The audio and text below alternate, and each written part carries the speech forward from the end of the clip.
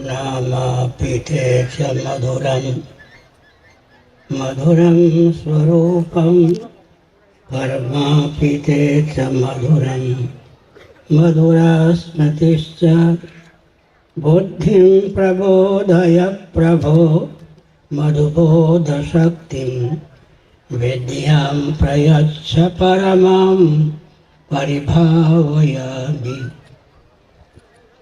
कोमलं कूजयन् वेणुं श्यामलोऽयं कुमारकः वेदवेद्यं परं ब्रह्म भासतां हृदये मम।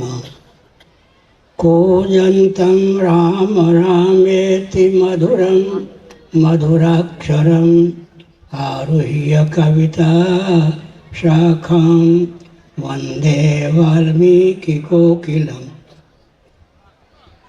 निगमकल्पतरोर्गलितं फलं शुकमुखादमृतद्रव संयुतं पिबत भागवतं रसमालयं मुहुरहो रसिका भुवि भावुकाः। तृणादपि सुनीचेन तरोरपि सहिष्णुना अमानिना मानदेन कीर्तनीयः सदा हरे। नारायणाखिल गुरो भगवन्नमस्ते शिवाय नमः शिवलिंगाय नमः। तन्मे मनः शिवसंकल्पमस्तु सर्वे भवन्तु सुखिनः। श्री राम जय जय राम।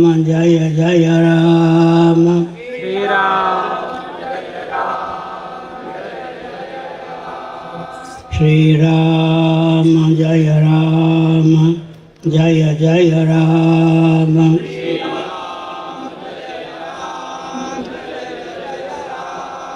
श्री राम जय जय राम।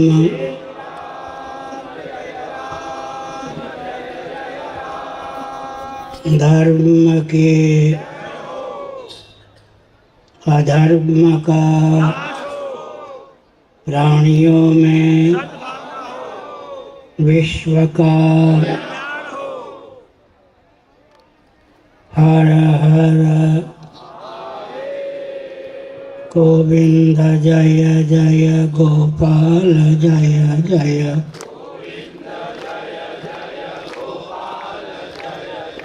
राधा रमण हरे गोविंद जय जय।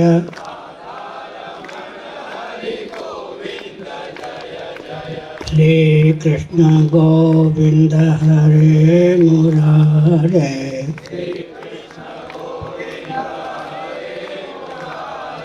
हे नाथ नारायण वासुदेव।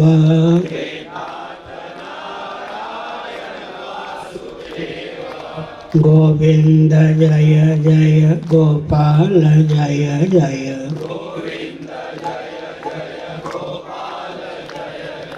राधा रमण हरे गोविंद जय जय।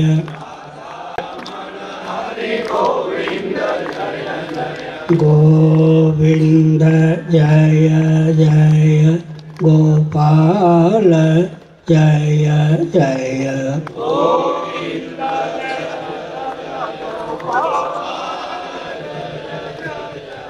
राधा रमण हरे गोविंद जय जय।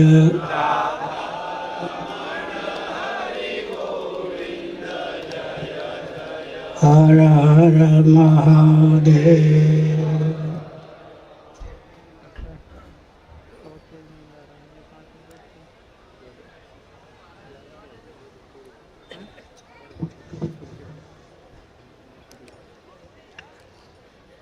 समुपस्थित समादरणीय संत वृंद, विद्वद वृंद, भक्त वृंद एवं भक्तिमती मातृशक्ति, आप लोगों की आस्था की सराहना है, आपकी समुपस्थिति की सराहना है। आज मोक्षदा एकादशी गीता जयंती है।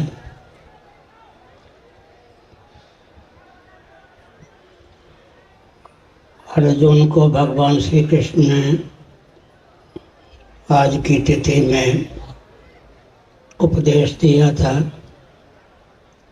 श्री कृष्ण अर्जुन संवाद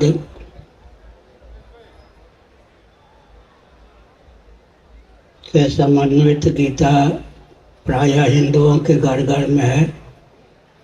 क्रिश्चियन, कम्युनिस्ट, मुस्लिम तंत्र भी गीता के प्रति आस्था रखता ही है।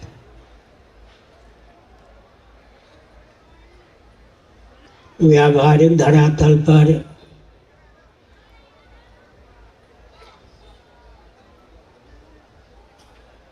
गीता का संदेश यह है कि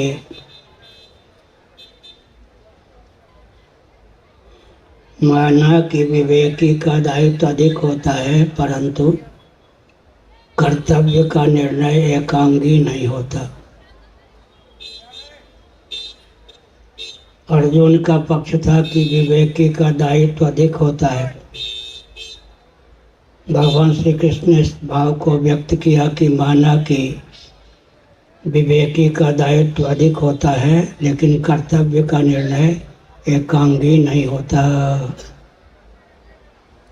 दुर्योधन आदि ने तुमको उस कगार पर खड़ा कर दिया है अर्जुन। यह क्षात्र धर्म ललकार कर कहता है कि क्षत्रियोचित पराक्रम का परिचय दो।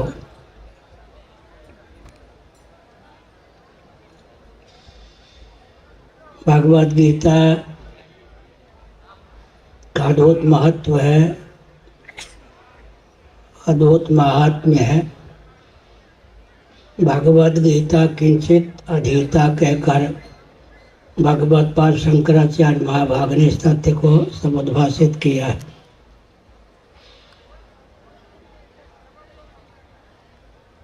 गीता के प्रथम अध्याय का नाम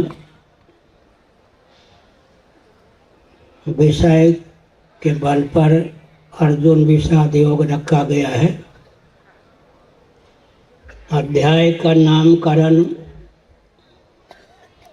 मूल प्रतियों में नहीं है, लेकिन जयदयाल गोविंदिका जी ने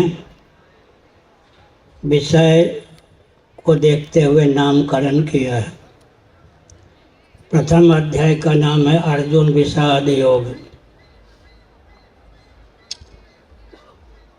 विषाद भी योग हो गया अर्जुन का। प्रायः हर व्यक्ति के जीवन में विषाद की घाटी आती है, लेकिन हर व्यक्ति के विषाद को हम योग नहीं कह सकते। अखंड भू राज्य, निष्कंटक स्वर्ग का राज्य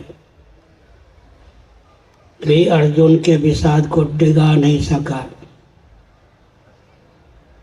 ब्रह्मात्म तत्व के एकत्व का विज्ञान ने ही उस विषाद का पालन किया। एक प्रकार से विचार करें तो अर्जुन का विषाद विराग कहने योग्य है। जो विषाद निष्कंटक वैभव प्राप्त होने पर भी शांत न हो सके, भगवत तत्व का विज्ञान प्राप्त होकर ही शांत हो सके, उस विषाद के गुरुत्व को देखते हुए उसे योग कहा गया। अर्जुन, पार्थ आदि नामों का प्रयोग भगवद गीता में हुआ है। ऋजुभाव संपन्न होने के कारण अर्जुन को अर्जुन कहा गया। पृथानंदन होने के कारण अर्जुन को पार्थ कहा गया। कुंती के बचपन का नाम, लाड़ प्यार का नाम पृथा था, इसलिए अर्जुन को, पांडवों को पार्थ भी कहा गया है। पार्थ का अर्थ दक्ष भी होता है, अपार्थ का अर्थ अदक्ष होता है। अर्जुन की दक्षता भी अर्जुन को पार्थ सिद्ध करने में समर्थ है। हमने इतना संकेत किया। गीता सुगीता कर्तव्य की वन्य शास्त्र विस्तर ही है, या स्वयं पद्मनाभस्य मुख पद्माद विनिश्चिता। गीता सुगीता करने योग्य है, आत्मसात करने योग्य है, धारण करने योग्य है। श्री कृष्ण अर्जुन संवाद के माध्यम से जिन तथ्यों को उद्भावना गीता में हुई है, उन तथ्यों को हृदयंगम करने पर जीवन सफल होता है। एक ध्यान रखने की आवश्यकता है, आप जीविका की उपेक्षा मत कीजिए, पर ध्यान रखिए जीविका जीवन के लिए हो, कहीं जीवन जीविका के लिए न हो जाए। जीविका है जीवन के लिए और जीवन है जीवन धन जगदीश्वर की अभिव्यक्ति के लिए। भगवद गीता के रामानुज भाष्य में, श्री रामानुज भाष्य में इस तथ्य को ख्यापित किया गया कि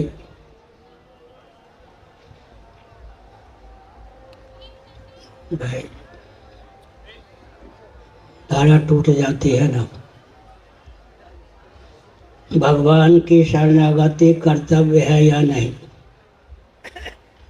श्री रामानुजाचार्य महाभाग ने इस तथ्य को समुद्भाषित किया कि शरणागति स्वतः सिद्ध है, कर्तव्य नहीं है, उसकी अनुस्मृति कर्तव्य है। भगवान का कथन है गीता में, ममैवांशो जीवलोके जीवभूत सनातनः। भगवत्पाद शिवाचार्य भगवत्पाद शंकराचार्य महाभाग ने इस तथ्य को ख्यापित किया कि अंशः, अंश के आगे इव शब्द का अध्याहार कर दें। अंश सरीखा जीव है, सचमुच में अंश नहीं। एक मिस्री की डली को बल और वेग पूर्वक पत्थर पर पटक देते हैं, मिस्री के रवे बिखर जाते हैं। मिस्री भी नश्वर, उसके रवे भी कण भी नश्वर हो जाते हैं।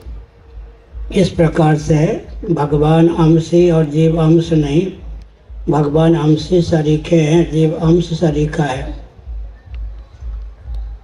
जीव होता सनातन, सनातन शब्द के गुरुत्व को समझते हुए शंकराचार्य महाभाग ने अंश के आगे एक पद का अध्याहार किया। तुलसीदास जी महाभाग ने लिखा, ईश्वर अंश जीव अविनाशी, चेतन अमल साज सुख राशि। ममैवांशो जीव लोके जीव भूता सनातन। सनातन को अविनाशी कहा तुलसीदास जी महाभाग ने। वहाँ भी यही अर्थ समझना चाहिए। इतना मैंने संकेत किया।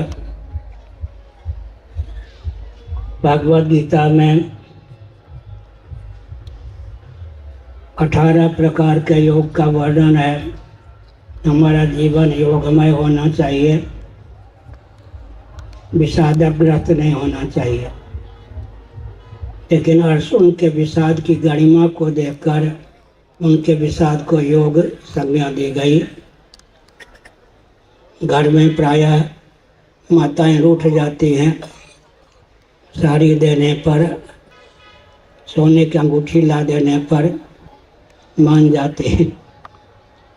घर में बच्चे रूठ जाते हैं, खिलौना दे देने पर, रबड़ी दे देने पर बच्चों का रूठना बंद हो जाता है। इस प्रकार का रूठना जो है, विषाद जो है, जो लौकिक पारलौकिक वस्तु के उपलम्ब से, वस्तु की प्राप्ति से ही टूट जाए, उसका नाम योग नहीं है। भगवत तत्व का विज्ञान ही जिस विषाद को दूर करने में सामर्थ्य है, उसी का नाम योग है। हमने संकेत किया। वेदांत प्रस्थान के अनुसार जगत का अभिन्न निमित्तोपादान कारण भगवत तत्व सिद्ध होता है, ब्रह्म तत्व या परमात्मा तत्व सिद्ध होता है। निमित्त निर्माता, उपादान निर्मित होने वाला, भगवान ही निर्माता है, भगवान ही निर्मित होने की सामग्री भी है। एकांत में बैठकर विचार कीजिए, ऐसे ताम्रकार की कल्पना कीजिए तो स्वयं ही तामा हो। तामा को पात्र का रूप देने वाला भी वही,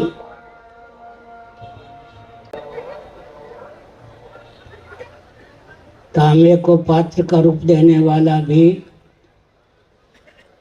और ताम्र रूप भी ताम्रकार हो तो लोटा कितना दिव्य होगा। एकांत में विचार करना चाहिए।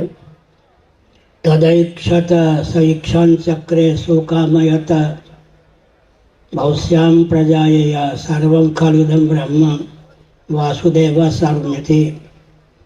इन वचनों के अनुशीलन से अत्यंत तथ्य सिद्ध होता है। वेदांत वेद्य सच्चिदानंद स्वरूप जो सर्वेश्वर हैं वही जगत बनाते भी हैं, जगत बनते भी। जगत के अभिन्न निमित्तोपादान कारण है। एक विचित्र प्रश्न है, उत्तर मैं स्वयं दूंगा। जगत जगदीश्वर के अंदर है या बाहर? अगर जगत को जगदीश्वर के बाहर मानते हैं तो जगदीश्वर विभु या व्यापक सिद्ध नहीं होते। जगत को जगदीश्वर के अंदर मानते हैं, जगदीश्वर पोला सिद्ध होते हैं। जगदीश्वर व्यापक भी हैं और घन भी हैं, सदघन चिदघन आनंद घन। जगदीश्वर ही जगदाकार समुल्लसित हैं। एकांत में इस पर विचार करना चाहिए। जगदीश्वर ही जगत बनाने वाले, जगत बनने वाले, जगत के रूप में भी समुल्लसित जगदीश्वर ही सिद्ध होते हैं। यह जो स्टील है उसके अंदर ये क्षर है या बाहर? स्टील ही इस क्षर के रूप में परिलक्षित है, प्लास्टिक ही इसके रूप में परिलक्षित है। इसी प्रकार जगदीश्वर ही जगदाकार परिलक्षित हैं। जगत न भगवान के अंदर है न बाहर, भगवत तत्व ही जो सदघन चिदघन आनंद घन है जगत के रूप में समुल्लसित है। इस तथ्य का विज्ञान हो जाने पर व्यक्ति का कुछ कर्तव्य प्राप्तव्य ज्ञातव्य शेष नहीं रहता। कर्तव्यम नावशिष्यते यस्त्वात्मरतिरेव स्यादात्मतृप्तस्य मानवः आत्मन्यप्त संतुष्टस्तस्य कार्यं न विद्यते नैव तस्य कृतेनार्थो न कृतेनेह कश्चन न चास सर्वभूतेषु कस्यदर्थ व्यपाश्रया यद् ज्ञात्वा नेह भूयो अन्यद् ज्ञातव्यमवशिष्यते प्राप्तव्यम नावशिष्यते। भगवत तत्व को जान लेने पर कुछ ज्ञातव्य प्राप्तव्य शेष नहीं रहता है। प्राप्तव्य भी नहीं, ज्ञातव्य भी नहीं, कर्तव्य भी शेष नहीं रहता है। कर्तव्य का अंत प्राप्तव्य का अंत ज्ञातव्य का अंत हो जाता है। इसलिए सृष्टि से मन को उपरत करके भगवत तत्व में सन्निविष्ट करने का प्रयास करना चाहिए। भगवत गीता के 5वें अध्याय का अनुशीलन करें तो यह तथ्य समुद्भाषित होता है। यही बतर्जिता सर्गो येषां साम्य स्थितं मनः निर्दोषम समम ब्रह्म तस्मात् ब्रह्मणि ते स्थिताः। उन्होंने जीवन काल में ही पुनर्भव पर विजयश्री प्राप्त कर ली। जिनका मन सकल सदोष विषम अनात्मक प्रपंच से उपरत होकर निर्दोषम परमात्मा में सन्निहित हो गया। यही वितर्जिता सर्गो येषां साम्य स्थितं मनः निर्दोषम समम ब्रह्म तस्मात् ब्रह्मणि ते स्थिताः। जगत सदोष है, विषम है, इसका अधिष्ठान स्वरूप परम चरम उपादान स्वरूप परमात्मा तत्व ही निर्दोष है, सम है। इसलिए निर्दोषम ही समम ब्रह्म, संपूर्ण अनात्म प्रपंच सदोष और विषम है, केवल आत्म तत्व ही निर्दोष और सम है। अनात्म प्रपंच से मन को कर्षित कर निर्दोष सम परमात्म तत्व में, भगवत तत्व में या आत्म तत्व में सन्निहित करना चाहिए। वदन्ति तत्तत्त्वविदस्तत्त्वं यज्ञानमद्वयं ब्रह्मेति परमात्मेति भगवानिति शब्दते यद्वयं ज्ञानं तत्तत्त्वं। श्रीमद्भागवत प्रथम स्कंद अध्याय 2। तत्ववेत्ता उसको तत्व कहते हैं जो अद्वय ज्ञान स्वरूप है, उसी को वेदांती ब्रह्म कहते हैं। गौड़ी संप्रदाय के अनुसार अर्थ करें तो योगी परमात्मा कहते हैं, भक्त भगवान कहते हैं। लक्षण साम्य से वस्तु साम्य का नियम है। अद्वय ज्ञान का नाम ही जब तत्व है तो वही परमात्मा है, वही भगवान है, वही ब्रह्म भी है। वेदांती उसे ब्रह्म कहते हैं, योगी परमात्मा कहते हैं, भक्त भगवान कहते हैं। तत्व मीमांसा वही तत्व अद्वय ज्ञान स्वरूप विचार करके देखें तो उसके अतिरिक्त यहाँ कुछ भी नहीं है। सद्घन चितघन आनंद घन परमात्मा तत्व ही एकमात्र तत्व है। बाकी जितने तत्व हैं उसमें सब उल्लसित हैं, उद्भासित हैं। हमने संकेत किया कि जगत ब्रह्म का विवर्त है, प्रकृति का परिणाम है। प्रकृति को ही अव्यक्त कहते हैं, माया कहते हैं, शक्ति भी कहते हैं। शक्ति का परिणाम है और परमात्मा का विवर्त है। रस्सी में सर्प दिखता है, कभी धारा दिखती है, कभी माला या कभी वो छिद्र का भान हो जाता है। रस्सी में सर्प, धारा, माला, भूछिद्र इत्यादि का विभ्रम होता है। वहाँ पर दो उपादान हैं। रस्सी को विवर्तोपादान कहते हैं। रस्सी का अर्थ है रज्जोवच्छिन्न चैतन्य। रस्सी का ज्ञान को परिणामोपादान कहते हैं। लेकिन एक विचित्र तथ्य है, प्रणवत्वात् प्रकृति ही। उपनिषद के अनुसार निरालंब उपनिषद आदि का अध्ययन करें, प्रणव को ही प्रकृति कहते हैं। प्रकृति का अर्थ होता है सर्जनोपादान कारण। प्रकृति का मूल अर्थ है उपादान कारण। दर्शन के भेद से उपादान कारण में भेद की बात कही जाती है, लेकिन भगवान ही जगत के निमित्त कारण है, उपादान कारण है। जगत बनाने वाले भी भगवान, जगत बनने वाले भी भगवान। इस दृष्टि से विचार करें तो भगवान ही जगदाकार परिलक्षित हो रहे हैं। इस तथ्य का ज्ञान हो जाने पर व्यक्ति के जीवन में असीम अनंत आनंद का अनुभव होता है। मनुष्य मर्त्यलोक में रहते हुए भी, मनुष्य रहते हुए भी ब्रह्मा जी आदि को जो ज्ञान प्राप्त है वो हम प्राप्त कर सकते हैं। मानव जीवन की यह विशेषता है। तो हमने संकेत किया, इदम ज्ञान उपाश्रित्य ममसा धर्मिमागताः सर्गेऽपि नोपजायन्ते प्रलयेन व्यथन्ति च। गीता के 14वें अध्याय के प्रारंभ में भगवान श्री कृष्ण चंद्र परमानंद कंस सुधासिंधु मदन मोहन का अर्जुन के प्रति संदेश है। पहले महात्म्य का वर्णन कर दिया ताकि अर्जुन का मन सर्वतोभावेन तथ्य के अनुशीलन में एकाग्र हो जाए। इनम ज्ञान उपाश्रित्य ममसा धर्मिमागता है। और प्राचीन ऋषियों ने जो मैं कहने वाला ज्ञान हूँ हे अर्जुन, उसको धारण किया तो भगवान के मेरे साधर्म्य को प्राप्त हो गए। सर्गेऽपि नोपजायन्ते प्रलयेन व्यथन्ति च। जो कोई व्यक्ति भगवान के स्वरूप का ज्ञान प्राप्त कर लेता है, भगवत तत्व को आत्मस्वरूप, आत्मा को भगवत स्वरूप, आत्मस्वरूप भगवान में, भगवत स्वरूप आत्मा में, प्रकृति से प्रपंच की अध्यस्तता का अचंचल निश्चय जिससे हो जाता है, सर्गेऽपि नोपजायन्ते, वे महान भाग, वह व्यक्ति महासर्ग के प्रारंभ में जन्म नहीं लेता। प्रलयेन व्यथन्ति च, महाप्रलय की दशा में भी व्यथित नहीं होता। सदा के लिए सच्चिदानंद स्वरूप परमात्म तत्व होकर ही शेष रहता है। इतना मैंने कहा अपनी ओर से। अब दायित्व क्या है? केवल पेट और परिवार तक सीमित न रहें।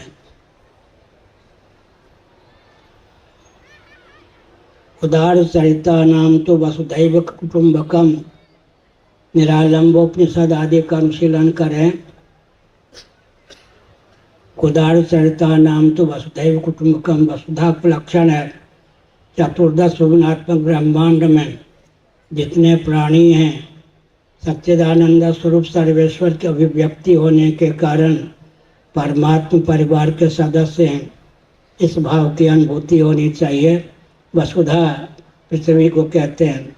वसु को धारण करने वाली, संपदा को धारण करने वाली वसुधा है। आजकल तो खनन की प्रक्रिया के द्वारा पृथ्वी के अंदर जितनी भी सामग्री है, जितने भी वैभव हैं, सबको बाहर निकालने की चर्चा हो रही है। व्यामोह, सबको बाहर निकालने का व्यामोह चाह रहा है। ये चीज नहीं है। सोने के खान, अमुक के खान, अमुक के खान सबको निकाल लो तो वसुधा क्या रह जाएगी। इसीलिए पृथ्वी के अंदर जो सामग्री है, रत्न रूपा पृथ्वी है, वसुधा, वसु को धारण करने वाली पृथ्वी है। इतना हमने संकेत किया। एक हिंदू को कम से कम 7.25 घंटे भजन का व्रत लेना चाहिए। 24 घंटे में 5 बार भजन का व्रत तो ले ही लें। सूर्योदय के पूर्व उठकर कम से कम 15 मिनटों तक भगवान का स्मरण करें। सूर्योदय के समय भगवान का स्मरण करें। मध्याह्न काल में भगवान का स्मरण करें। संध्या की वेला में भगवान का स्मरण करें। गाढ़ी नींद के पूर्व भगवान का स्मरण करें। एक बात आजकल कही जाती है, महाराज व्यस्त बहुत हूँ, भजन के लिए समय नहीं मिलता, भोजन के लिए तो मिल ही जाता है। विचित्र ही बात। जिसके लिए जन्म हुआ उसी के लिए समय नहीं है। यत् करोसि यदश्नासि यत् जोषि ददासि यत् तपस्यसि कौन्तेय तत्कुरुषु मदर्पणम। भगवान का तो कम से कम 5 बार 15-15 मिनटों तक भगवान का व्रत लें। सूर्योदय के पूर्व, सूर्योदय के समय, मध्याह्न काल में, सायंकाल में और शयन के पूर्व। एक विचित्र बात है, गाढ़ी नींद के पूर्व भगवान का स्मरण करते करते सो जाएंगे। उससे लाभ क्या होगा? गाढ़ी नींद के गर्भ में भजन का प्रवेश हो जाएगा।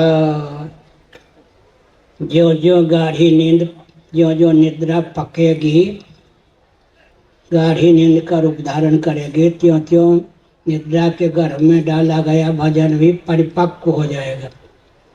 परिपक्व भजन की कसौटी क्या है? बिना बुद्धि और प्रयत्न के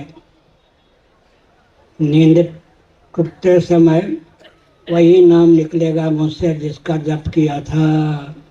इसका मतलब कि निद्रा के गर्भ में भजन डाल देने पर जो जो नींद पकती है त्यों त्यों भजन भी पकता है। 8 घंटे रोज सोने वाले को 4 घंटे में जगा लें। उपालंब क्या देता है, उलाहना क्या देता है? क्या विपत्ति के बादल मंडरा रहे थे, हमको कच्ची नींद की दशा में क्यों जगा दिया? कच्ची नींद कहने पर सिद्ध होता है कि नींद पकती भी है। कच्चा आम कहने पर सिद्ध होता है कि आम पकता भी है। ज्यों ज्यों नींद पकेगी त्यों त्यों निद्रा के गर्भ में डाला गया भजन भी पक जाएगा। लेकिन सावधान रहें, अनुभूति जो होती है उसका ढिढोरा पीटने पर फिर अनुभूति का द्वार बंद हो जाता है। मैं अपनी भूल बताता हूँ, भूल तो सबसे होती है।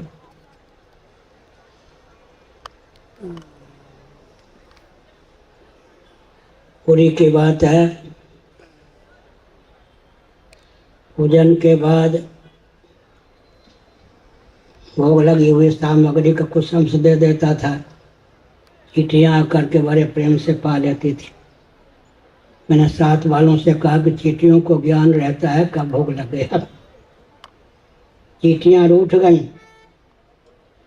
उनमें भी तो अंतर्यामी का निवास है, आना छोड़ दिया।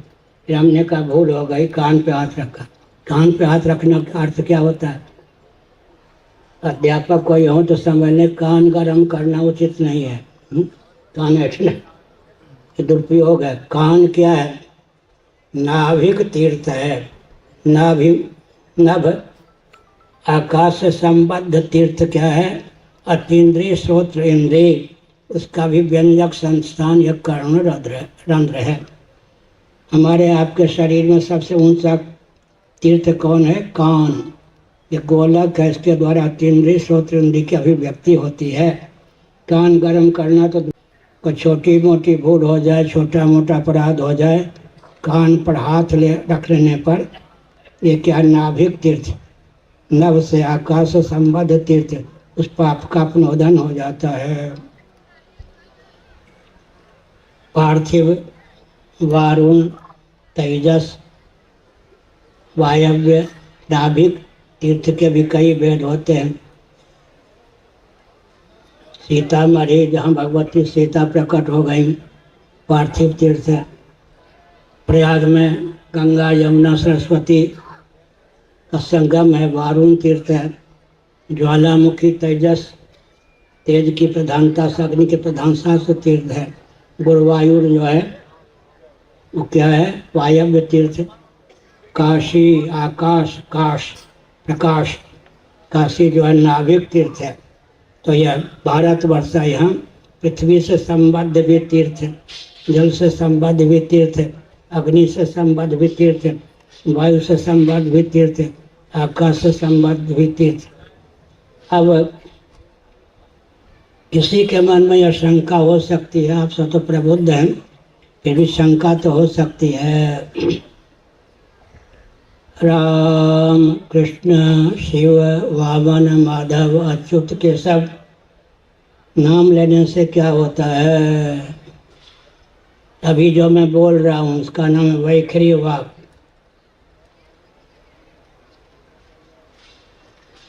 मनोगत वाक का नाम वाणी, मध्यमा। बुद्धिगत वाक का नाम पश्यंती। उपनिषदों के अनुसार पश्यंती वाक को पश्यंती क्यों कहते हैं? योगी जिस वाक के द्वारा देखते हैं, आँखों से तो सब देखते हैं, योगी जिस वाणी के द्वारा देखते हैं उसका नाम है पश्यंती वाक। अंत में परावाक, आत्म चैतन्य से अधिष्ठित अव्यक्तनिष्ठ वाक का नाम है परावाक। हम रहस्य को जाने या न जाने, प्रक्रिया तो होती ही है। जब हम बोलते हैं तो परा, पश्यंती, मध्यमा, इन घाटियों को पार करके ही वाणी व्यक्त होती है। इसीलिए रहस्य हम समझे या न समझे, अग्नि को अग्नि समझे या न समझे, इसलिए श्रीधर स्वामी ने क्या लिखा? वस्तु शक्ति ज्ञान की अपेक्षा नहीं रखती। आग को आग समझ कर छू लेंगे तो जले बिना न रहेंगे, अग्नि को अग्नि न समझ कर छू लेंगे तो जले बिना नहीं रहेंगे। दूसरा नियम भी है, जैसे अलजेब्रा इत्यादि में 10 नियम होते हैं। किस प्रश्न के उत्तर को प्राप्त करने में किस सूत्र का कहाँ प्रयोग करना चाहिए, यह भी समझना चाहिए। इसलिए पहली बात यह है, क्या बात है? नाम लेत भव सिंधु सुखाही, करहु विचार सुजन मन माही।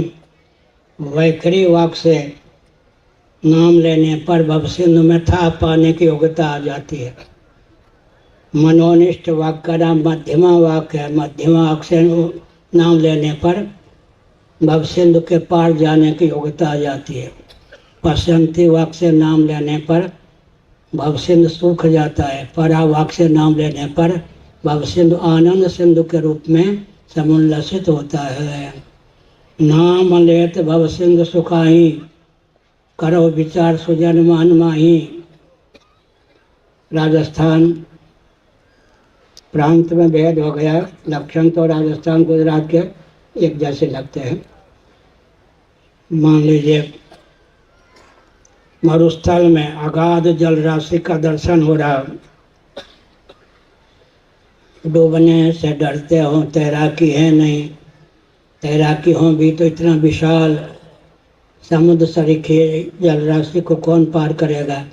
इसी जानकारी से इसी ने कहा डरते क्यों हो, यह तो मरुस्थल है।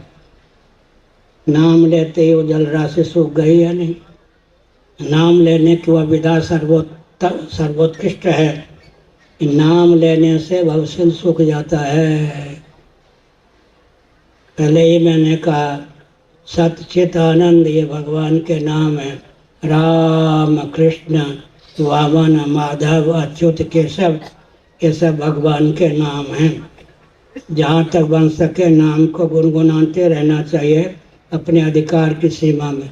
राम कृष्ण शिव वामन अच्युत केशव इन नामों में सब अधिकृत हैं। नाम लेते लेते लेते लेते भवसिंध सूखता है। नाम का अर्थ समझ लेने पर भवसिंध सूख जाता है। इसलिए नाम भगवान नाम चलते फिरते लेना चाहिए। अब कोई प्रश्न और पूछ सकते हैं। समय हो गया तो ठीक है। हर हर महादेव।